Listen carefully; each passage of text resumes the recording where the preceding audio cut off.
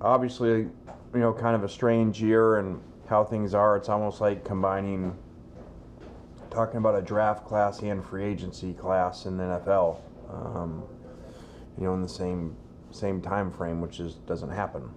So, we just tried to make the best of the situation. As you can see, we added a lot of transfers, especially late, and that's just a goal we set out a while back.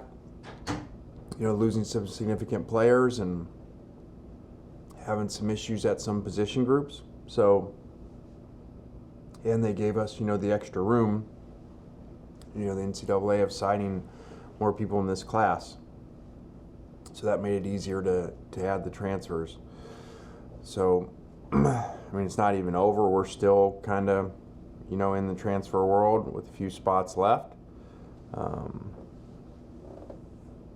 Congratulations to Lincoln Riley. We can now transfer. We're trying to work on a graphic to transfer the Tiger King outfit to him after they just told me he got Caleb on the way in here. So we can change that title over to him. So, but we're still working, and I think that's really what's going to happen now. You're just going to be year-round, looking at things. Our SEC rule goes into effect of SEC to SEC right now of stopping that, but NCAA does not have something like that. So you basically have year-round free agency in football, which would obviously be a major issue. Why they don't do it in professional sports in the NFL. So it is what it is. We're just trying to make the best of the rules and the situations.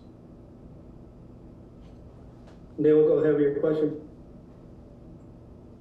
Hey, Lane, you just kind of referenced the Portal King tweet yesterday that I know you're being playful about, but you've had a lot of success in the portal the last 2 years. Has it gotten to the point where you anticipate going even heavier into the portal with future classes than maybe you would have anticipated a couple of years ago? Well, they make the rules, and I just, try to come up with ways to attack them and do the best of the situations that they put us in and allow us to be in. So I am proud of our staff because I think we, maximized it and did a great job. Didn't lose very many, players that we had that had roles here, and added a lot. So, that's kind of like free agency. You don't want to lose a lot, you want to get a lot. So we definitely did that. And, I am proud of that, of our staff just saying, okay, here's the rules that are kind of, in portal and trying to figure out throughout the end of the season with all that going on, and, just trying to do it better than anybody else does it. So, and so I'm proud of that. We don't have the same, funding resources as some of these schools do, for these NIL deals, and so it's basically like dealing with different salary caps. We now have a sport that has completely different salary caps, and some of these schools are, 5-10 times more than everybody else of what they can pay the players. So I know nobody uses those phrases, but that is what it is. So I joked the other day, I didn't know if Texas A&M was going to incur a luxury tax, and how much they paid for their signing class. Nick, go ahead. Lane, you've talked a lot in the past about not trying to sign specific positions of needs, but just trying to go after the best players. How did you kind of handle that in the portal, particular positions like quarterback and running back, where you did have pretty big needs? Well, it's like there's specific needs that you're trying to do, and then there's also best available, and the thing about it that's strange, it's not like grad transfers where those are, positions of need immediately, that you take. Now that it may be a grad transfer, it may be something that has 4 years to play. So it's very, it's very just unique and challenging to figure that out. And, there's no evidence of how to do it and what's worked. So, we're just trying to be cutting edge in how we're doing it and putting together a roster. Michael Katz. Lane, obviously one of those big name transfers is Jackson Dart. I know you've had a lot of praise for Luke Altmaier, especially, given the circumstance he was put in the Sugar Bowl. Just can you sort of take us through the process of bringing a guy of Jackson's caliber in, and do you see this as an open quarterback competition between Luke and Jackson? Yeah, and Kincaid Dent's in there. This is a very open competition, and you know, just because the social media world and pictures and tweeting and all the stuff that is now that we do that helps in recruiting, that helps other people, other kids see it, for classes to come. There's a lot of it's marketing why we do all of it. That doesn't mean, okay, well, we did all this means Jackson Dart's the quarterback and Luke's not. That just is the marketing world that we're in, of the use of social media and especially Twitter. So, we're just trying to add players to positions, and either where we didn't recruit well at positions, years ago here, or where people have left or gone early to the draft too. So, there's a lot of areas and reasons why you add certain things. David Johnson. Lane, when you look at Michael Trigg as a tight end, he certainly has all the makings to be that dynamic tight end. What do you hope he brings to your offense immediately? Well, he is as good of prospect as you can find from that, playing receiver, tight end, mismatch issues.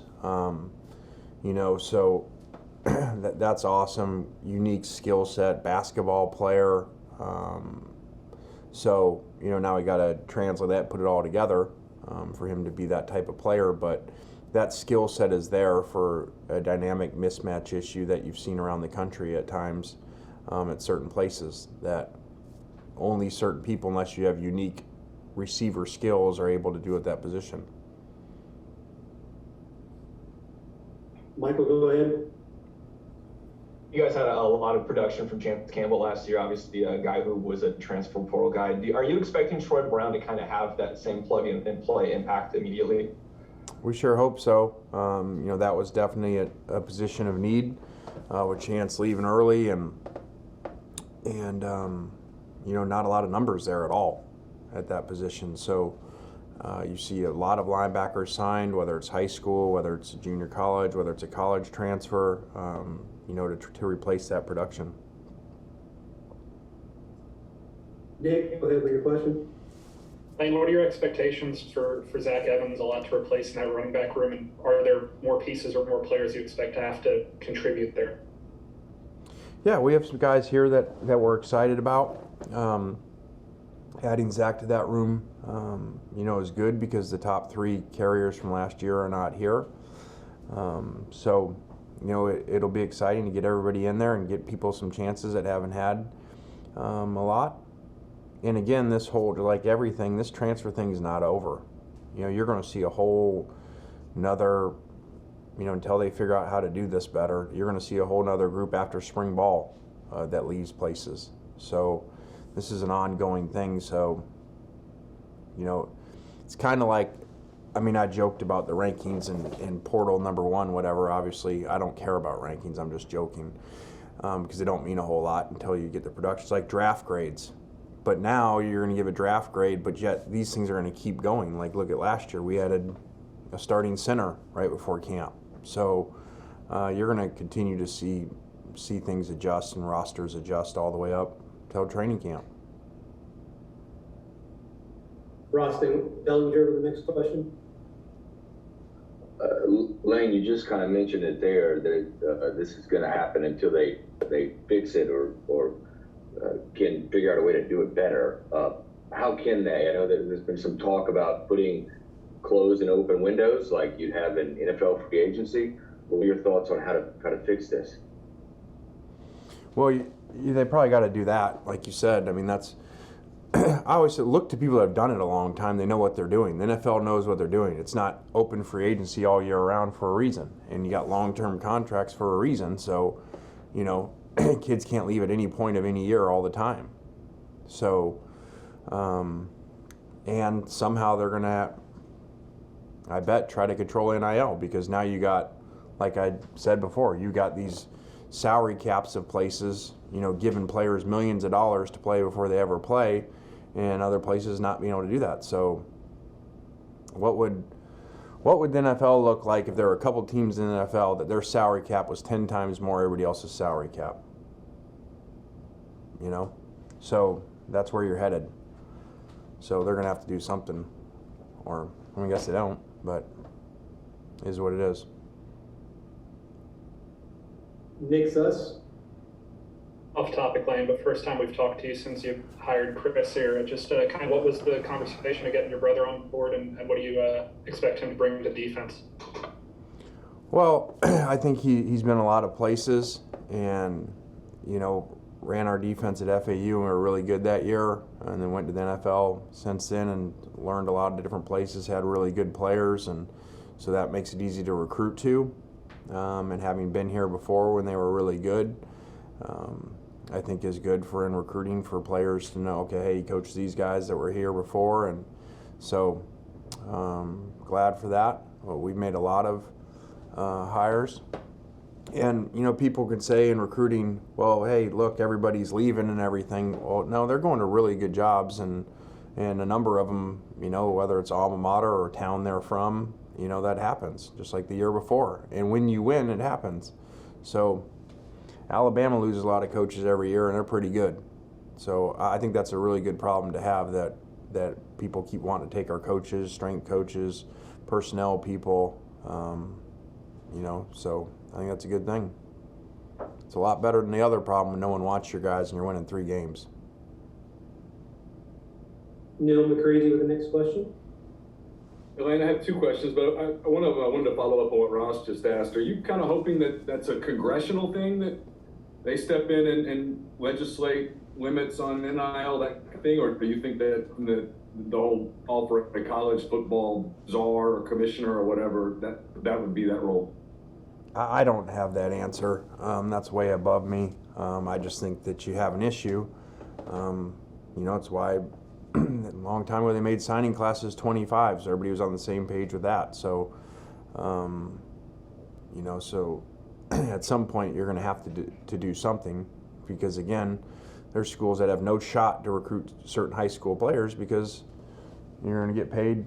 You know, I mean, you know, if a class has an average of, you know, a freshman class coming in of $25 million for their class, that's $1 million a person throughout their course of time there. You know, in free agency in the NFL, players usually go to the most money. Every once in a while they don't, because they already have a bunch of money. Well, these kids are 17, 18 years old. They're going to go to where they're paid the most. So I'm not complaining. It just is what it is. Whenever there's things created, there's a lot of times problems people didn't think about. You know, and so you just legalize paying players what people used to cheat. And then my other question was just about the spots that you have remaining. Is it best available, or are there still some areas of need that you kind of feel like you've got to address between now and August? I think it's a mix. You know, there's not dire needs now, but, you know, it's best available, but at the same time, we're going to take into account what position too when it's that late. Jake Thompson. Hey Lane, what'd you see in JJ? You kind of want to bring him back to Oxford, but into Ole Miss. I know D-line is kind of new to him, but what did y'all see out of those first couple of years from him?